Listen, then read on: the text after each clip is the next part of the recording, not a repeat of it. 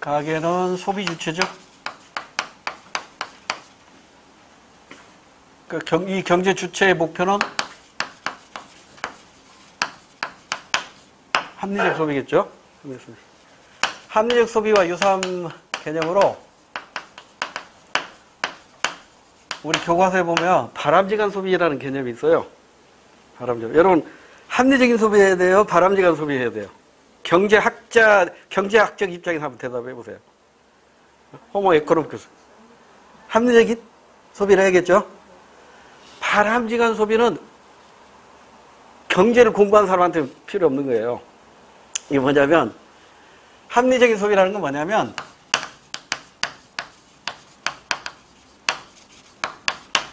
효용을 극대화하면 되는 거예요. 효용을 극대화. 그러니까 이를테면, 내가 집신 신고 가장 만족이 높다면, 딱 집신 신고 다니면 돼요. 그게 합리적인 소비예요. 근데 다른 사람들이, 에이, 저 새끼 뭐, 집신 신고, 이건 바람직한 소비는 아니란 얘기죠. 그러니까 바람직한 소비는 뭐냐면, 사회 구성원 대다수가 인용하는 소비가 바로 바람직한 소비예요. 가끔 인기 연예인들이 공항 패션이라고 해가지고 가끔 뉴스에 나와요. 그래서 머리 끝에서 발끝까지 뭐 몇천만 원 처발랐다 막 나오잖아요. 이거 합리적인 소비예요? 바람직한 소비예요? 연예인 입장에서는 합리적인 소비죠. 그러나 일반 서민 입장에서는 배 아파요. 바람직한 소비는 아니죠. 그러죠? 그러니까 여러분은 바람직한 소비 다른 사람 눈치 볼 거 있어 없어요? 없어. 내 만족감만 증가하면 되는 거예요. 그러니까 우리가 추구하는 것은 합리적인 소비지 바람직한 소비는 아니라는 겁니다. 자, 그럼 합리적인 소비는 결국 효용을 극대화하는 거라고. 그러면 여기에서 효용을 극대화하지 않는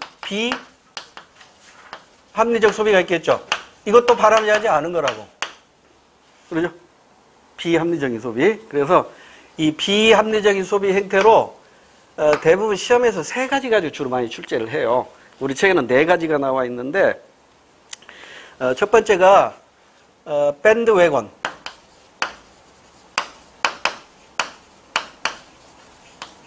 밴드웨건 이펙트. 이 밴드웨건이라는 게 그 미국에서 그 동부에서 서부로 인구가 이동하는 시절이 있었잖아요. 서부 개척 시대. 그래서 이제 동부에서 출발해가지고 마을을 지나다니면서 온갖 잡동사니 다 싣고 다니면서 판매하는 마물상이 있었어요. 그러니까 포장마차죠. 포장마차에다가 물건 싣고 사람들을 모이게 해서 음악을 연주를 하거나 틀어줘요. 밴드, 이건 이제 음악을 연주하는 것이고, 웨건은 이건, 뭐라고 번역해야 돼? 마차잖아요, 마차. 포장마차. 이렇게 생각하면 돼. 그러니까, 저 어렸을 때 기억으로도, 저 시골에서 자랄 때 보면, 시골에 꼭 만물장사가 한번 오면, 동네가 시끄러워요. 막 장구 치고, 꽹가리 치고, 막 사람들 모이고, 어떤 사람은 원숭이가 데리고 와서 쇼까지 해. 원숭이 쇼. 그 원숭이 쇼 보러 갔다가 물건 이제 팔잖아요. 그러니까 남들이 구경 가니까 나도 덩달아 구경 가고, 남들이 물건 사니까 나도 덩달아 물건 사는 이런 현상을 밴드웨건 이펙트라고 그래요. 그러니까 우리나라 말로 굳이 번역한다면 편승 효과라고 번역이 돼요. 올해 우리나라에서 중형 승용차로 소나타가 가장 많이 팔렸다더라. 그래? 소나타가 많이 팔렸다는 얘기는 그만큼 좋다는 얘기잖아. 그럼 나도 소나타 사야지. 이게 바로 편승효과야. 내가 소나타 필요 없는데도 남들이 소나타 사니까 나도 소나타 사야지. 이거 비합리적인 소비입니다. 남 따라가지 말라 이거야. 남 따라가. 나 지하철 타고 가는 게 만족이 크다면 지하철 타면 되는 것이지 왜 꼭 승용차를 사냐고요. 그러니까 편승효과는 수요가 증가하는 효과를 나타내는 것이죠. 그러니까 쓸데없이 수요가 증가하는 것이죠. 두 번째는 스노브 이펙트입니다. 이게 스노브 이게 직역하면 속물 이런 뜻이거든요. 그러니까 속물이니까 이게 뭐라 양아치 같은 놈들. 양아치 효과야. 그러니까 속물 효과. 그러니까 남들이 쓰는 것은 다 이게 양아치들이 쓰는 거야. 속물들이 쓰는 거야. 나는 뼈대 있는 지바르 자손으로 너네들 쓰는 거 나는 안 써. 나 너네들하고 같이 안 놀아. 너네들하고 같은 부류가 되기 싫어. 너네들 다 소나타 타고 있어? 나는 소나타 안 타. 남들하고 나는 뭐가 달라도 달라야 돼. 이런 효과예요. 이걸 스노우볼 이펙트라고 그래요. 그러니까 우리나라에서는 속물 효과 이렇게 직역하면 조금 품위가 떨어지는 모양이에요. 그래서 백로 효과 이렇게 번역을 하고 있더라고요. 그러니까 남들 사용하는 것, 나는 사용하지 않는다는 얘기야. 그러니까 수요의 증가 요인이에요, 감소 요인이에요. 감소 요인으로 작용하는 거겠죠. 그 다음에 이제 베블렌이라는 사람이 있었어요. 이게 학자입니다. 이 베블렌은 사회학자예요, 사회학자. 사회주의 학자라고, 그러니까 사회주의의 경제학자라고. 그러니까 마르크스의 영향을 많이 받은 사람이에요. 이 베블렌이라는 사람이 얘기했기 때문에 이제 그 사람 이름 따가지고 베블렌 이펙트라고 해요. 베블렌 이펙트. 그러니까 이거 사람 이름이니까 뭐 번역할 수가 없잖아요. 베블렌 효과. 베블렌 효과라는 건 뭐냐면 이 사람은 이제 사회주의 사람이잖아요. 이 사회주의 시각에서 보면 자본주의 사람들 이렇게 소비할 때 하는 거 보니까 남들한테 자랑하려고 소비를 하는 사람들이 의외로 많다는 얘기야. 의외가 아니라 대부분이 남에게 자랑하려고 소비를 하는 거예요. 그러니까 이건 일종의 과시효과라고요. 과시효과. 나중에 이제 우리 수요법칙 공부할 때 나오겠지만 유품계라는 게 있죠. 유품계. 남에게 자랑하기 위해서 재화를 소비한다고요. 이러한 효과를 바로 베블렌 효과라고 합니다. 그러니까 과시효과 이렇게 번역해도 됩니다. 그다음에 우리 책에 이제 디드로 효과라는 게 있는데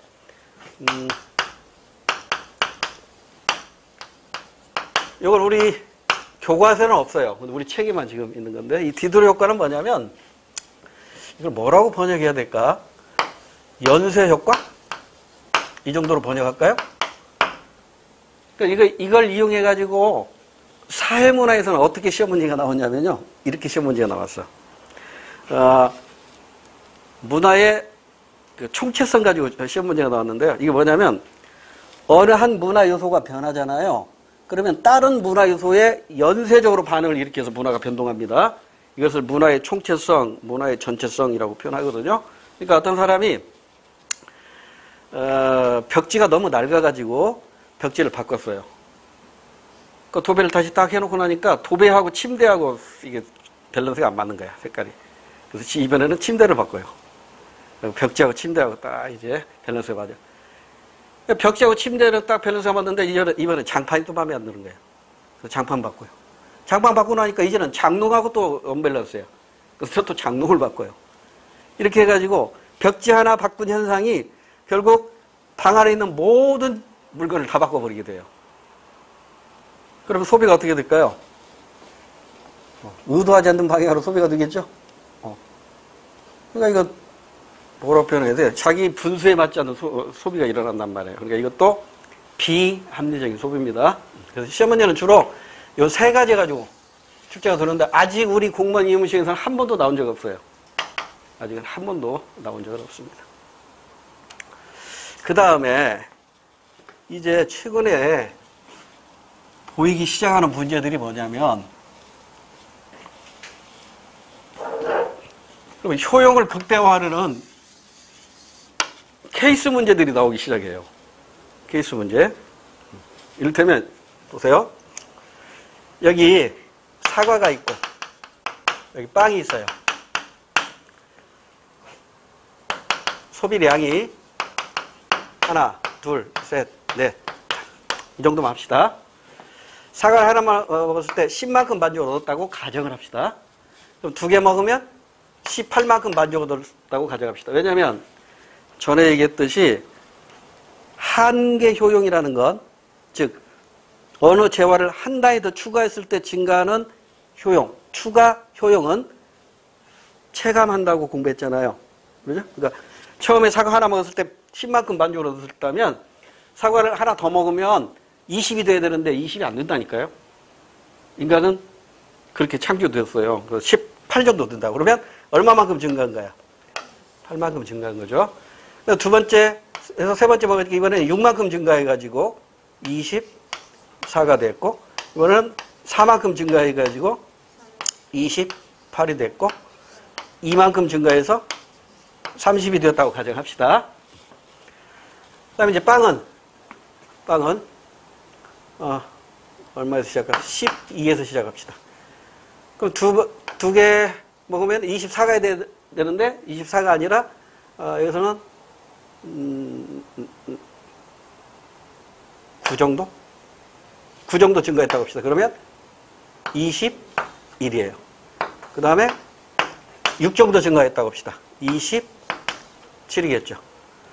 그 다음에 이번에는 3 정도 증가했어요. 그러면 30이에요. 그 다음에는 더 이상 증가하지 않아요. 이렇게 가정합시다. 그러면 사과 100원, 빵 계산하기 쉽게 할게요. 200원. 그럼 어떤 사람이 1000원을 가지고 있다면 어떻게 소비하는 것이 가장 합리적이에요?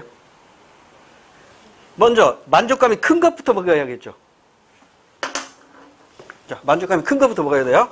자, 빵 하나 먹어야죠. 10이 증가했어. 그 다음에 뭐 먹어야 돼요? 그 다음에 만족감 10 증가하는 거 먹어야죠. 그 다음에 이제 사과 하나 먹어야 돼요. 그럼 현재 얼마 썼어요? 300원 썼지. 300원 썼잖아요. 그럼 지금 700원 남았잖아. 그럼 더 먹을 수 있잖아. 그럼 두 번째는 뭐부터 먹어야 돼? 빵을 하나 또 먹어야겠지.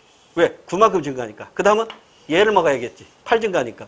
그 다음에는 6이니까 아무거나 둘 중에 아무거나 하나 골라도 돼요. 얘 골라도 되고 또 두 개 다 골랐다고 해봐요. 그럼 얼마나 썼어요? 이게 600원. 300원. 100원 남았네요? 100원 남았어요. 그럼 이제 100원 가지고 뭘 사야 돼요? 사과 이렇게 먹으면 되네요. 그러면 사과 4개와 빵 3개. 이렇게 소비할 때 이 사람은 만족감이 극대화 되는 거예요. 표 이해됐죠? 이런 식으로 문제를 만들어내기 시작했어요. 그런데 사실 이런 사례 문제가 구교과서에 자세히 나와요. 근데 이 구교과서가 개편되면서 현재 계산에는 이게 빠졌다고, 이런 계산 내용이. 그런데 우리 시험에서 이게 이제 눈에 보이기 시작해요. 수능에서도. 그래서 우리 임용시험에서도 눈에 보이기 시작합니다. 그러면 기출문제에서 5번을 한번 볼게요. 5번. 서울시에서 16년에 나왔어요.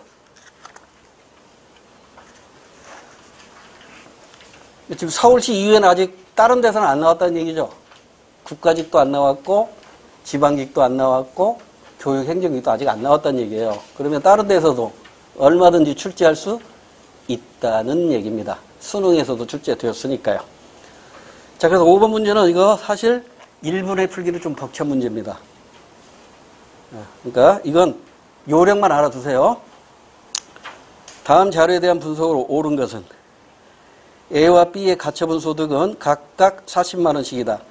그래서 이 문제를 조금 쉽게 낸다면 A, B로 안 주고 그냥 A 한 사람만 죽어가지고 출제할 수 있어요. 그럼 문제가 더 쉬워지고 정답도 쉽게 고를 수 있는데 알면 쉬운 것이고 모르면 굉장히 어려운 것이 되겠죠. 그러니까 일단 알고 시험장에 가셔야 되니까. 자, 일단 A도 40만 원이 있고 B도 40만 원의 가처분 소득이 있어요. 자, A와 B는 가처분 소득 전부를 고급 레스토랑, 의식 또는 뮤지컬 관람에 소비합니다. 고급 레스토랑 의식은 1회에 10만 원, 뮤지컬 관람은 1회에 20만 원. 뮤지컬 관람이 20만 원, 2배나 비싸네요. 자, 그러면 A의 입장만 먼저 봅시다. 자, 총 만족감. A는 레스토랑 가서 의식할 때 이거 10만 원짜리죠? 1, 2, 3, 4회까지 나와 있고 뮤지컬 관람 1회 2회 나와 있죠.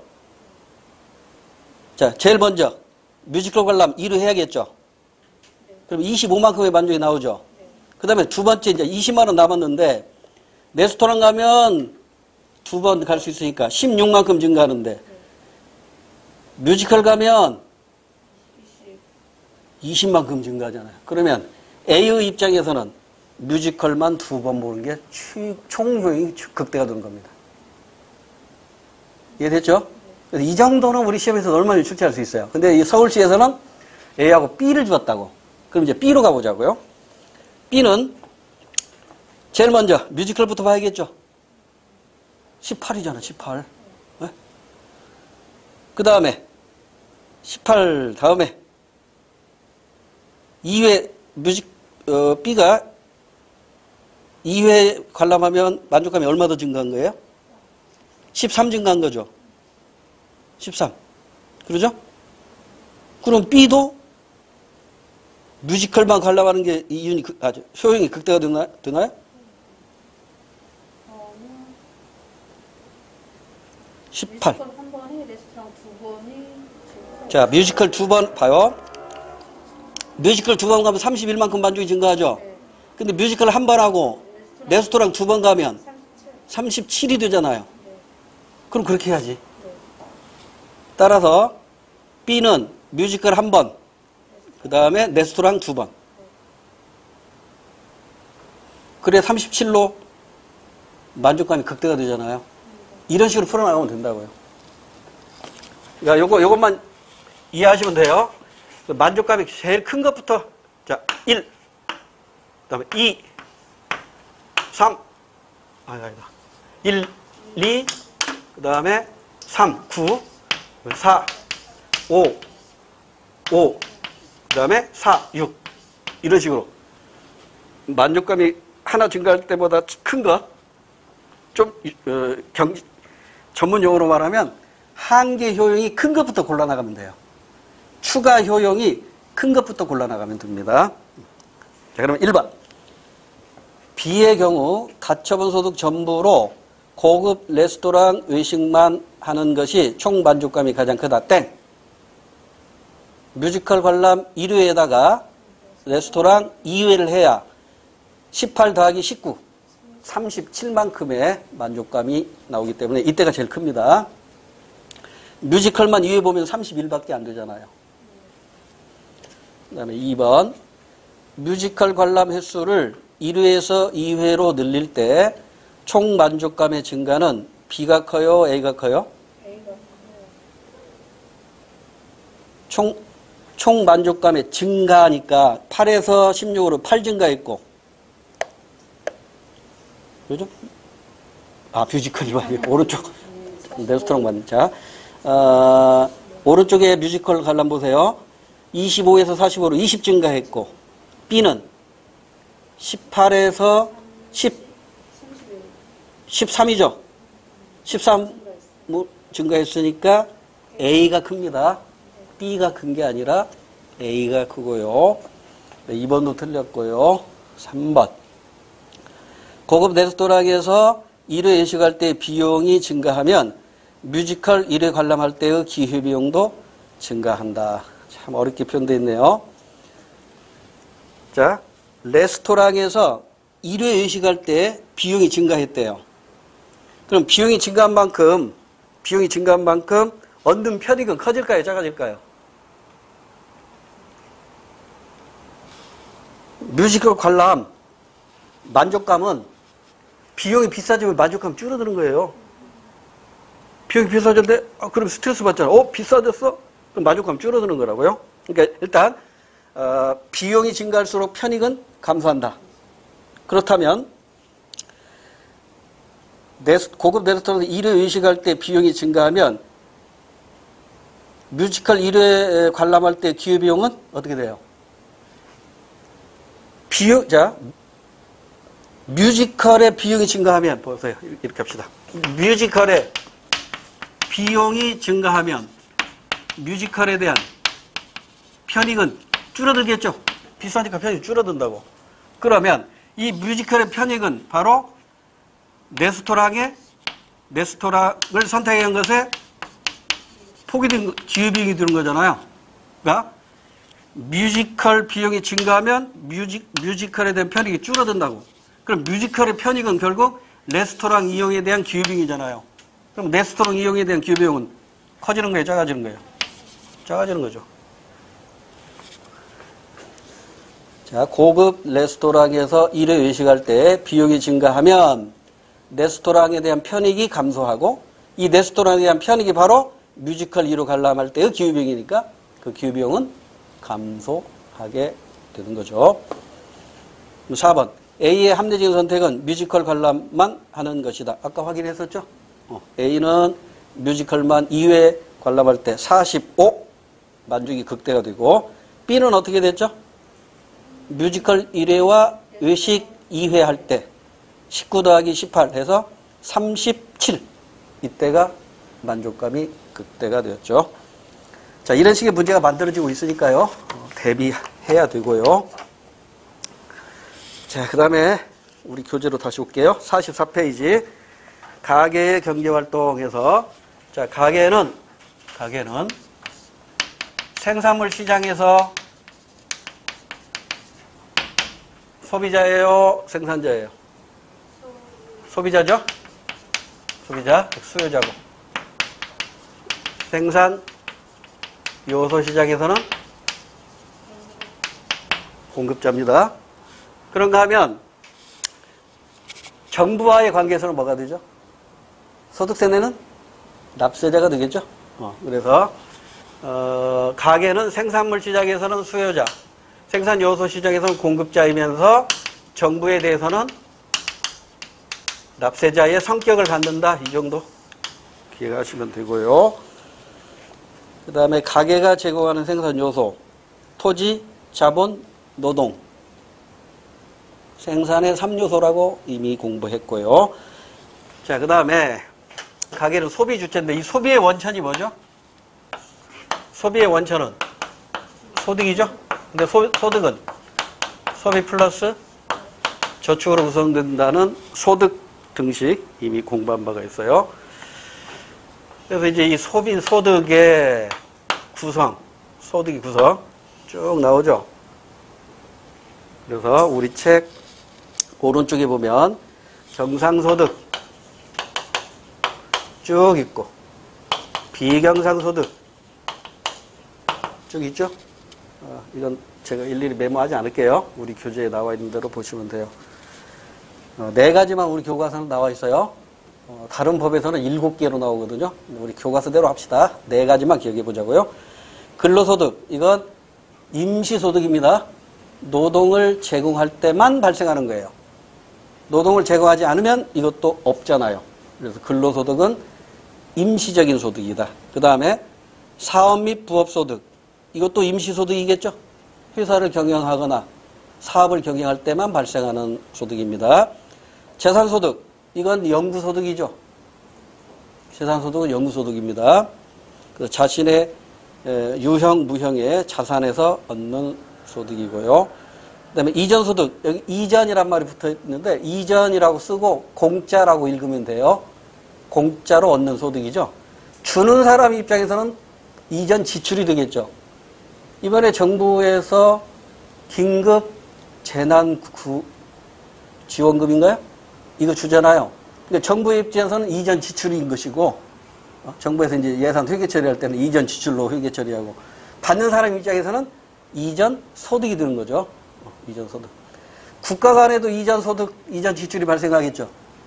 우리나라가 외국에 원조를 하면, 우리나라는 이전 지출을 한 것이고, 원조를 받은 국가는 이전 소득이 발생한 거잖아요. 그래서 이거 우리 국제 수지표 공부할 때도 이전 소득 수지라는 개정이 따로 있어요. 그 다음에 비경상소득, 경상소득 이외의 모든 소득이죠. 그러니까 경상소득은 주기적으로 발생하는 거죠.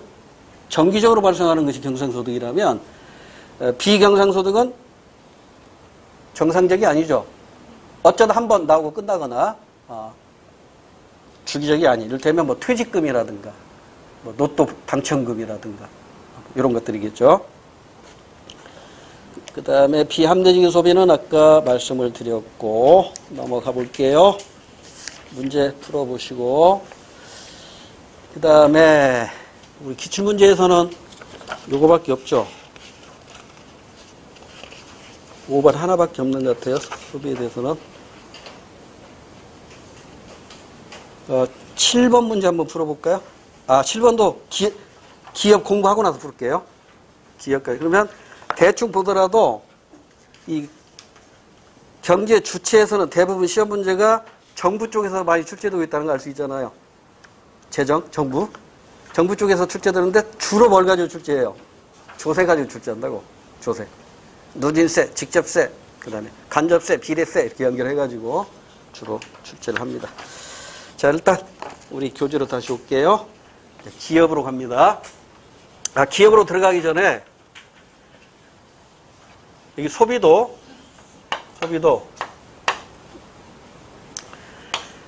소비 지출이 있고요. 비소비 지출이 있는데 이거 뒤에 가서 다시 나옵니다. 우리 뒤에 가서 다시 나오는데 한번 들어보시라고 소개했는데 어디서 나오냐면 가계 218페이지 잠깐 볼게요. 218페이지 가계의 지출 해가지고 소비와 저축이 있는데 그중에 가계 지출에서 소비 지출하고 비소비 지출 보이나요? 요것도 시험 문제에 가끔 언급됩니다. 자, 그래서 소비 지출 이건 뭐예요? 만족감을 얻는 거죠. 그러니까 음식을 산다거나 과일을 산다거나 그런 것들이죠. 신발 사고 의류 사고 그러니까 상품 소비. 근데 비소비 지출은요. 이건 만족감과는 관계없는 지출이에요. 예를 들면 세금을 낸다거나 공과금을 낸다거나 또 뭐야? 우리 보험료를 낸다거나 이거 안 내는 게 좋잖아요. 그러죠? 그래서 비소비 지출 이자라든가 이런 건 이제 비소비 지출이라고 하는데 비소비 지출이 많을수록 강제 저축의 효과가 나타난다. 이런 말 들어보셨나요? 이게 많으면 많을수록 강제적으로 저축하는 현상이 나타나요. 그러면 강제적으로 저축한다는 얘기는 내 소비가 줄어든다는 얘기잖아요. 그렇죠? 그러니까 이런 게 많으면 안 좋다는 것이지. 근데 앞으로 건강보험료도 많이 오를 것 같아요. 세금도 많이 거둘 것 같아. 지금 재정 막 풀고 있잖아요.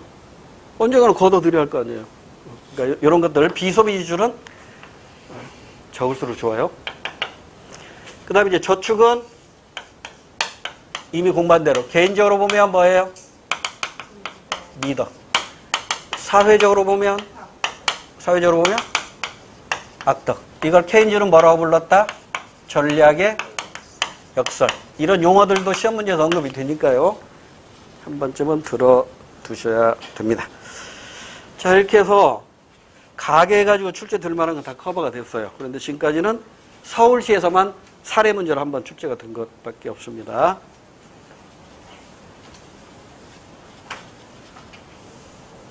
자, 이번에는 두 번째로 들어갈게요.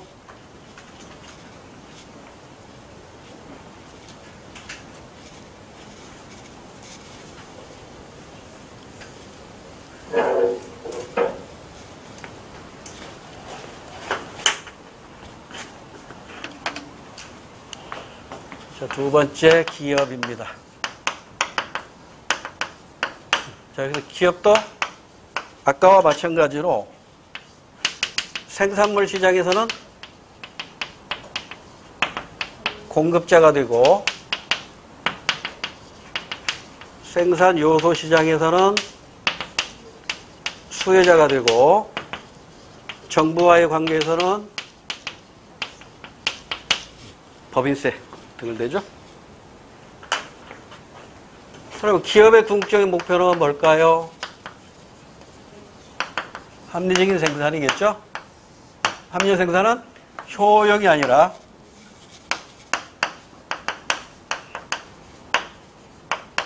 이윤을 극대화해야 되죠. 근데 이때 이윤은 총 이윤을 극대화하는 겁니다. 총 이윤을 극대화하는 겁니다. 그러면 총 이윤은 뭘까요? 총 이윤은 총 수입에서 총 비용을 뺀 거죠. 총 수입에서 총 비용을 빼는데 이게 시험 문제 요즘에 와서 가끔 만들어진 걸 보면 총 수입의 개념은 이렇게 되겠죠. 하나당, 단위당 수입, 하나당 수입, 단위당 수입, 이걸 뭐라고 하냐면 평균 수입이라고 해요. 평균 수입에다 뭘 곱하면 돼요? 판매량. 몇 개 팔았느냐. 그런데, 요 부분을, 이 시험 문제 보면 판매량으로 안 주고 생산량으로 줍니다. 이 얘기는 뭐냐면 만드는 대로 다 팔린다는 전제거든요. 이런 시장이 있어요. 이게 완전 경쟁 시장인데 아직 거기까지 공부 안 했다고. 일단 보세요. 만들어진 것은 다 팔린다라는 전제하에서 하나당 수입, 결국 이 하나당 수입은 뭐하고 같을까요? 가격하고 같겠지. 새우깡 하나에 1,000원이라고 가정합시다. 새우깡 하나에 1,000원이에요. 그러면 하나당 수입, 평균 수입 하나 1,000원이잖아요. 10개 만들었어요. 다 팔렸어요. 그러면 10개 곱하기 1,000원, 만원. 만원이 총 수입이 되는 거예요. 총 수입. 그럼 총 비용은 어떻게 계산이 될까요? 총 비용은 하나당 비용, 평균 비용 곱하기 역시 생산량 얘기했죠.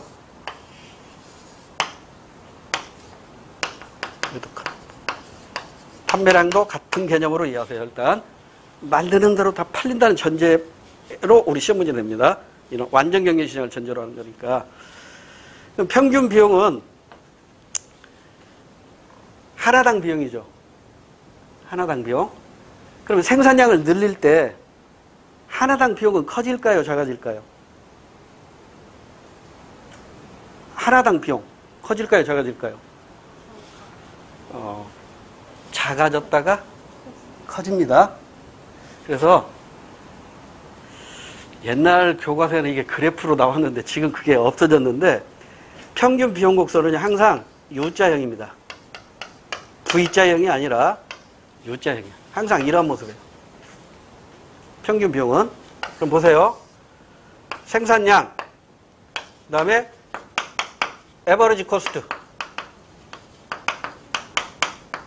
평균 비용은 항상 이렇게 했다가 이렇게 올라가는 U자형 그래프를 그려요. U자형. 그러면 제가 예전에 그 시장 공부할 때 또 한번 나오겠지만 떡볶이집 이야기, 그 떡볶이 이야기를 한번 했었는데 그 이해를 돕기 위해서 잠깐 말씀을 드릴게요. 장학 퀴즈에 나왔던 문제입니다. 자, 우리 다 같이 장학 퀴즈 한번 풀어봅시다. 장학 퀴즈. 새 여학생이 있어요.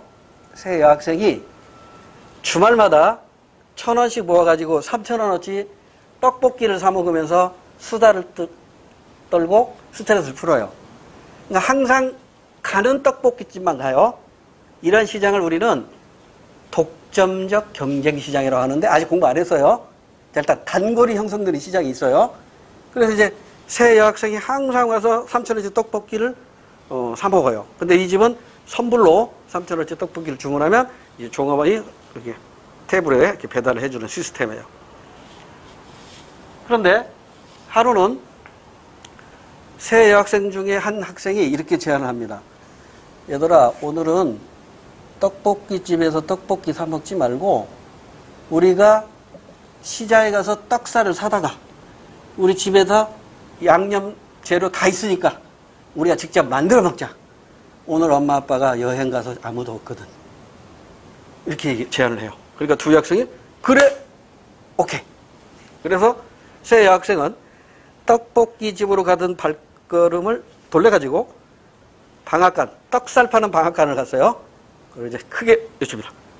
떡살 3,000원어치 주세요. 그랬다고. 그러니까 이제 이 방앗간에서 떡볶이 떡살 3,000원어치를 포장해서 딱 주는데, 이게 웬일이야? 떡볶이 집에서 먹을 수 있었던 떡살의 양보다 많이 줄 줄 알았는데 오히려 적은 거야. 3,000원이 떡살. 이게. 왜 그러지? 새 여학생이 이제 우물에 빠진 거야. 그리고 장학 퀴즈 문제가 나갑니다. 이러한 경제 현상을 무엇이라고 합니까? 이게 문제예요. 대답해 보세요. 주관식이야. 벨 눌러봐. 아무도 못 눌렀어. 그때 나는 대답하고 싶은데 나는 이제 텔레비 보고 있으니까 이 새끼들 그걸 또 모르겠어. 그래 방청객으로 넘어간대요. 맞추면 또 상품 주는 거야. 근데 방청객 또 못 맞추는 거야. 답답하더라고. 여기 보세요. 떡볶이를 1, 2, 3인분만 만들 때는 비용이 엄청 비싸다고. 하나당 떡볶이 1인분 만드는 비용이 비싸다고. 근데 떡볶이집에서는 하루에 떡볶이를 1인분 시키면 1인분 원료 사다가 만들어서 팔고 2인분 주문하면 2인분 원료 사다 만들고 이게 아니잖아요. 오늘 500명분 팔릴 거야. 그러면 떡살을 500명분 그 다음에 재료도 500명분 해가지고 만들잖아요. 그러면 많이 만들면 많이 만들수록 떡볶이 1인당의 비용은 자꾸 줄어들죠. 그러죠? 그래서 평균 비용은 이렇게 U자형이 이렇게 된다고. 그런데 그 떡볶이집에서 맥시멈 500인분밖에 못 만들어. 근데 갑자기 600명분 주문이 들어왔어. 그러면 100인분의 시설을 확대해야지. 근데 100인분 시설을 확대하려면 지금 투자한 것만큼의 투자가 더 들어가야 돼. 그러면 다시 평균 비용은 어떻게 되는 거야? 다시 올라가는 거야. 왜? 시설 투자가, 고정 투자가 늘어나 버리니까. 그래서 이 U자형에서 평균 비용이 자꾸 생산량을 늘 때마다 줄어드는 현상을 우리는 규모의 경제 이렇게 표현하고요. 생산량을 늘리니까 오히려 하나당 비용이 더 늘어나요. 이때 경제 현상을 규모의 비경제 이렇게 표현한 거예요.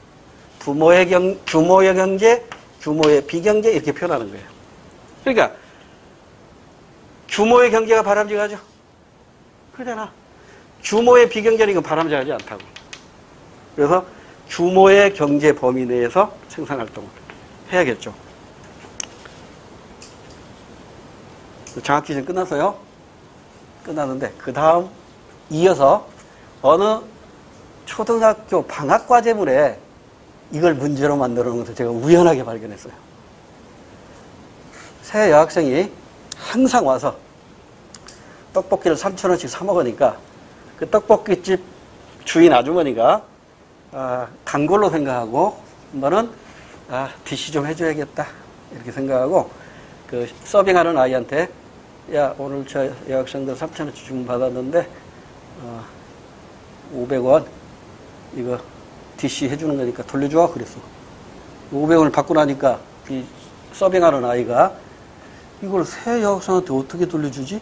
그냥 나눠가지고 하면 될 텐데 얘 머릿속으로 이제 나름대로 계산한 거야.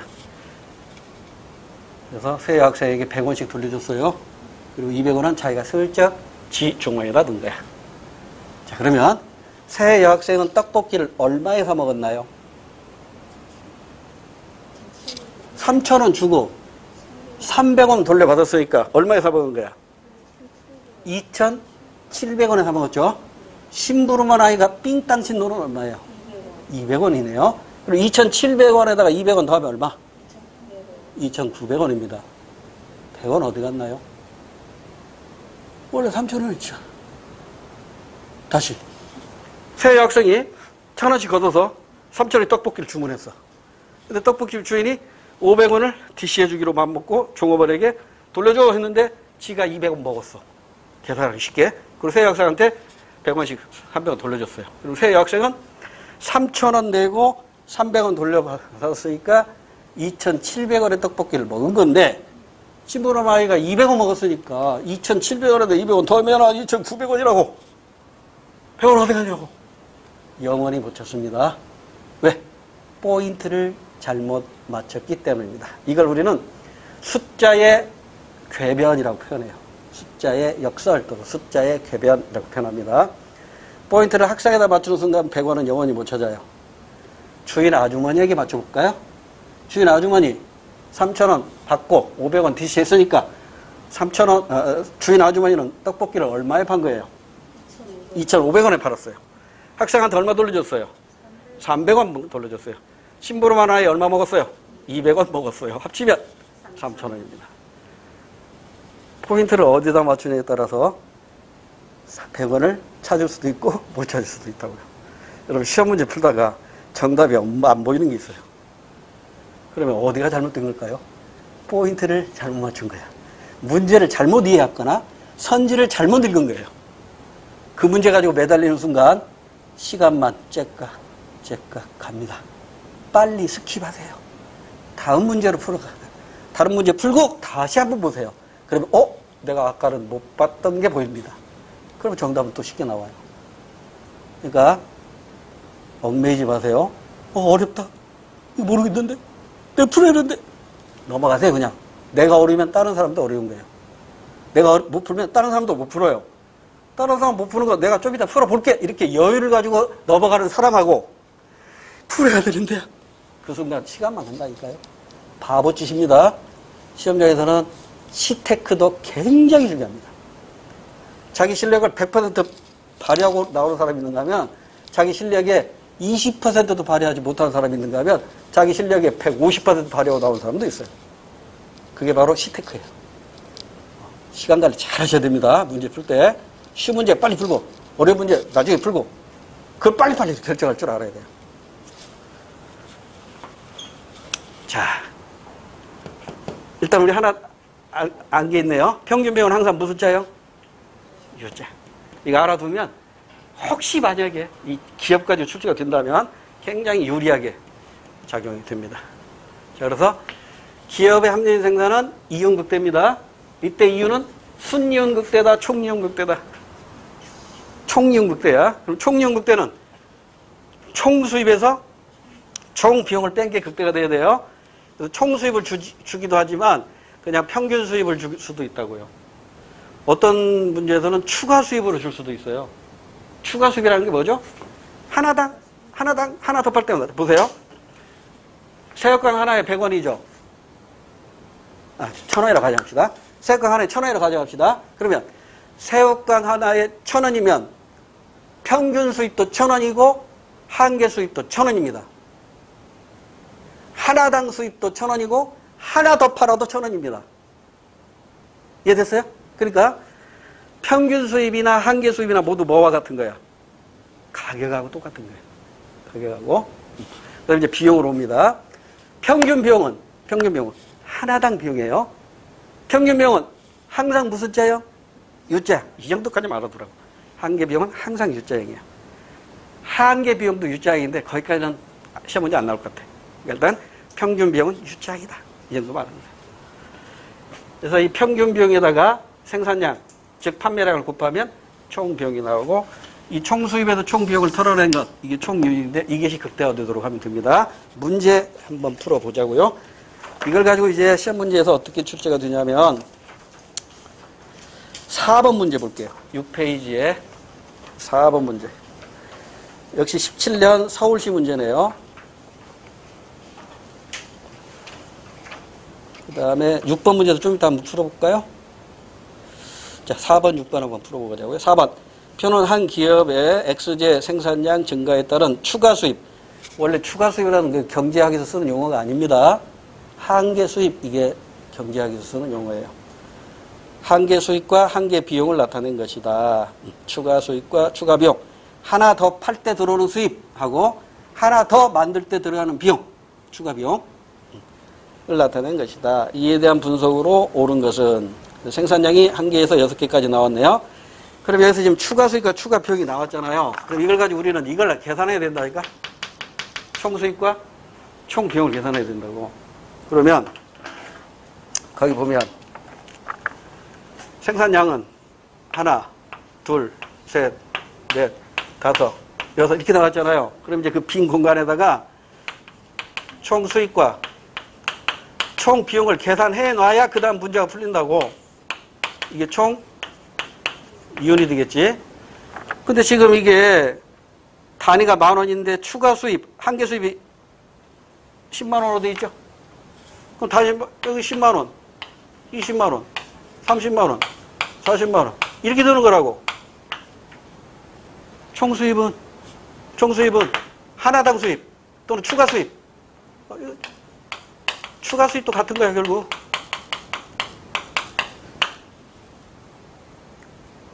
그래서 총 비용은 자 70,000원 그 다음에 60,000원이니까 130,000원 190,000원 19만원에다가 7이니까 260,000원 26만원 11이니까 370,000원 그 다음에 50만원 이렇게 되는 거라고. 그럼 이제 이윤 계산되죠?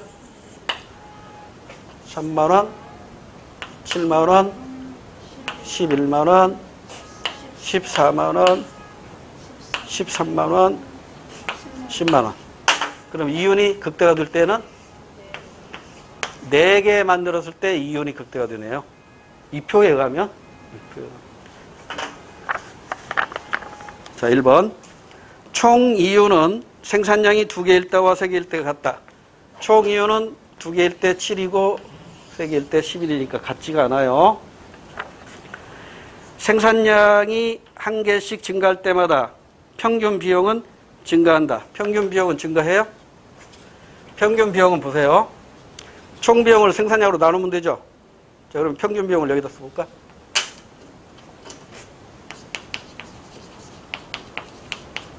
평균 비용은 7 나누기 1이니까 7만원. 13만 나누기 2 해봐요. 13만원 나누기 2. 26, 12. 6.5. 줄었네. 감 잡으세요? 줄었네. 그럼 언젠간 다시 올라갈 거야. 평균 비용은 항상 U자형이야. 그럼 대충 보자고. 19 나누기 3. 3, 6, 18. 이것도 6점 얼마 나가네. 그 다음에 여기 보세요. 26 나누기 4. 26 나누기 4. 4, 6에 24. 4, 7에 20. 이것도 6점 얼마, 6 얼마네. 하여튼 모르겠어. 한 6 얼마로 다가. 여기 보세요. 37 나누기 5. 37 나누기 5. 5, 7에 35. 더 안 봐도 돼요. 여기 7 얼마죠? 그럼 여기는 또 50 나누기 6이니까 6, 8에 48. 8하고도 얼마쯤 나가네. 봐봐. 7, 6, 6, 6, 6, 7, 8. 그러니까 여기는 분명히 6.5보다 작을 거고 6.5, 이거보다 조금 커질 것이고 그 다음에 7로 가고 8로 가고 이렇게 가잖아. 일일이 다 계산 안 해도. 그러면 평균 비용은 자 2번으로 다시 와서 생산량이 1개씩 증가할 때마다 평균 비용은 증가한다. 이건 일부만 맞고 일부는 틀려요. 감소했다가 증가합니다. 감소하는 구간을 규모의 경제 구간, 증가하는 구간을 규모의 비경제 구간, 이렇게 이해하시면 됩니다. 그 다음에 3번. 평균 비용이 가장 작을 때 이윤은 최대가 된다. 땡. 평균 비용이 가장 작을 때 이윤이 최대가 되는 게 아니죠. 여기 의심스러우면 계산해 보세요. 분명히 얘보다 얘가 큽니다. 보세요. 6.6, 6 했으니까 이렇게 내려갔다 이렇게 올라간다고. 그러니까 얘보다 얘가 클 거라고. 평균 비용이. 그러니까 평균 비용이 가장 작을 때 이윤이 최대다. 이건 말이 안 되는 얘기예요. 여기로 말하면 평균 비용이 최대, 여기란 말이에요. 평균 비용이 가장 작을 때 이윤이 최대. 말이 안 돼요. 이거 더 설명할 수도 있는데 설명 안 할게요. 거기까지 하면 머리 아프죠. 그리고 우리 시험 문제 직접 도움이 안 되니까. 평균 비용이 최소일 때 이윤 극대. 이건 말도 안 되는 소리다. 이 정도만 알아두시고. 그 다음 이 사례에서 최대로 얻을 수 있는 총 이윤은 14만 원이다. 정답이죠? 그러니까 문제 풀 때 이거 2번 잘 모르겠어. 3번 잘 모르겠어. 그냥 넘어가라니까. 잘 모르겠으면. 4번에 아주 쉽게 정답이 나오잖아요. 총 수입, 총 비용 구할 줄 알면 돼요. 이건. 됐지요? 그 다음에 6번 문제까지 한번 풀어볼까요?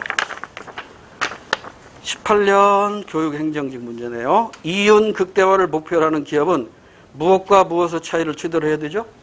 총 수익과 총 비용의 차이를 최대로 하면 되고, 이때 기업은 합리적인 선택을 위해서는 무엇을 고려하면 안 된다.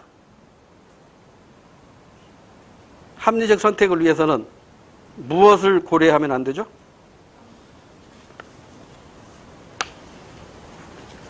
매몰 비용이란 말이 안 들어가 있잖아요. 매몰 비용이 들어가야 되는데 지금 매몰 비용이 없으니까 여기서 뭘 골라야 될까요?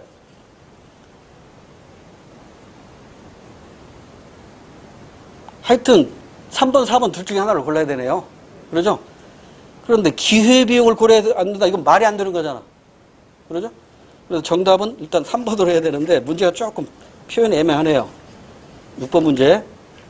정답은 3번으로 됐는데 더 정확히 말하면 매몰 비용을 고려하면 안 된다. 이렇게 해야 문제가 될 것 같은데 암묵적 비용으로 표현되어 있네요. 그래서 일단 4번은 정답이 될 수가 없으니까 3번을 정답으로 할 수밖에 없어요. 그 다음에 넘어가서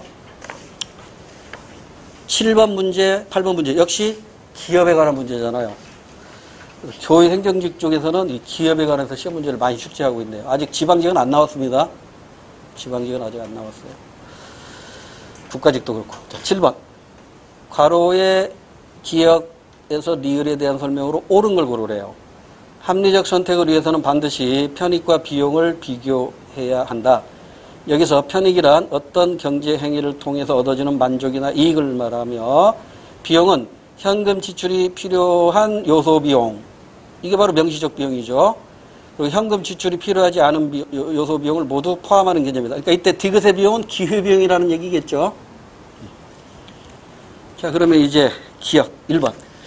순편익이 0보다 작아야 기억, 합리적 선택이 이루어진다. 땡. 0보다 커야겠죠.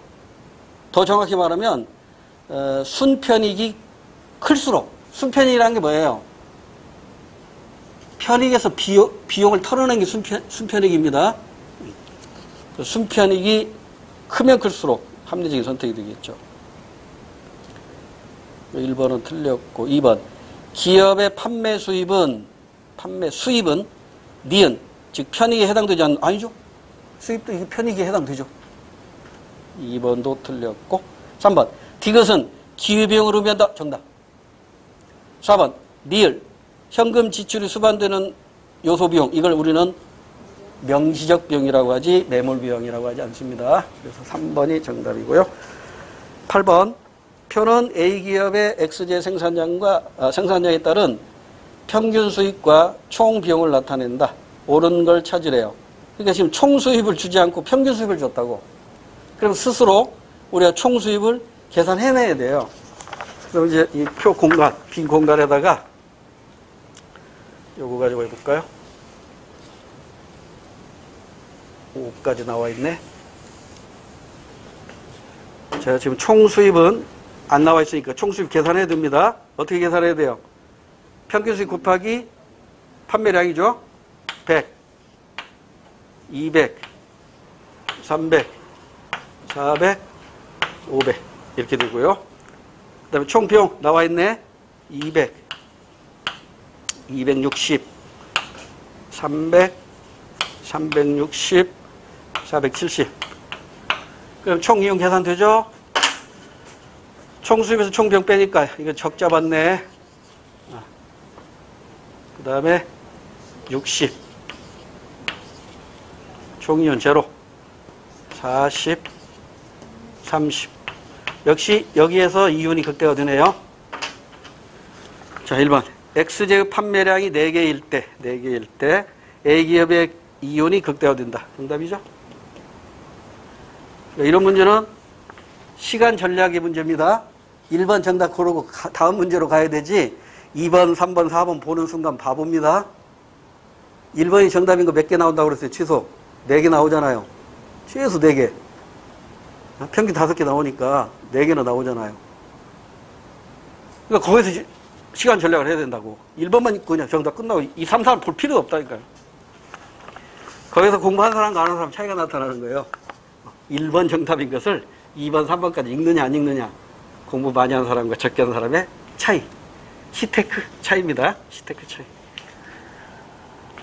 자, 그럼 나머지는 이제 공부거리를 읽어보자고. 시험장에서는 볼 필요 없지만 우리는 공부 시간이니까 공부거리로.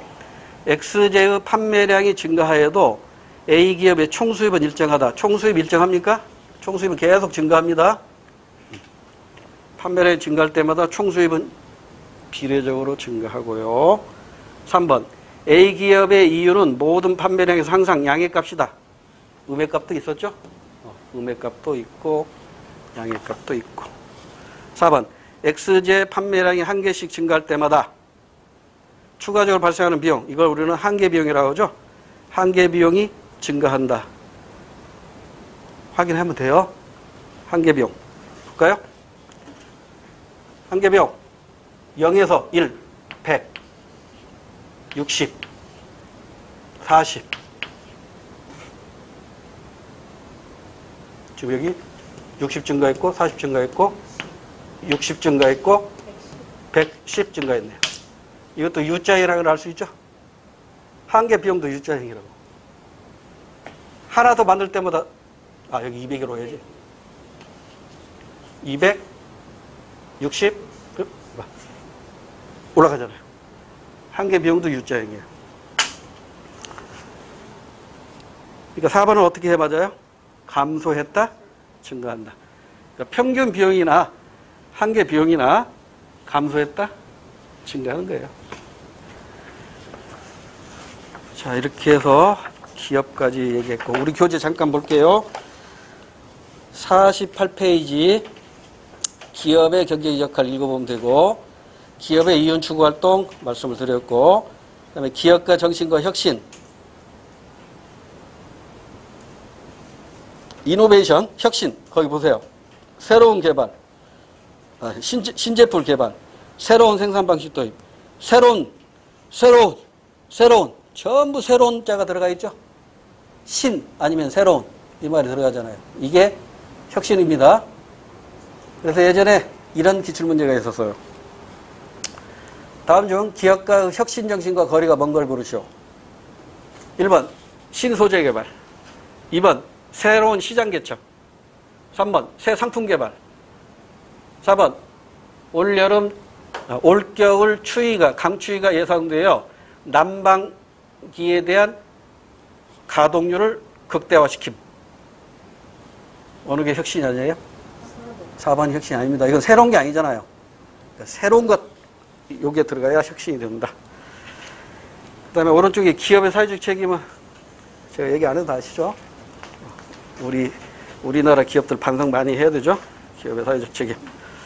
기업 윤리, 이건 뭐 초등학교 수준이니까 넘어가서 잠깐 쉬었다가 이제 중요한 거 정부 재정 잠깐 쉬었다 할게요.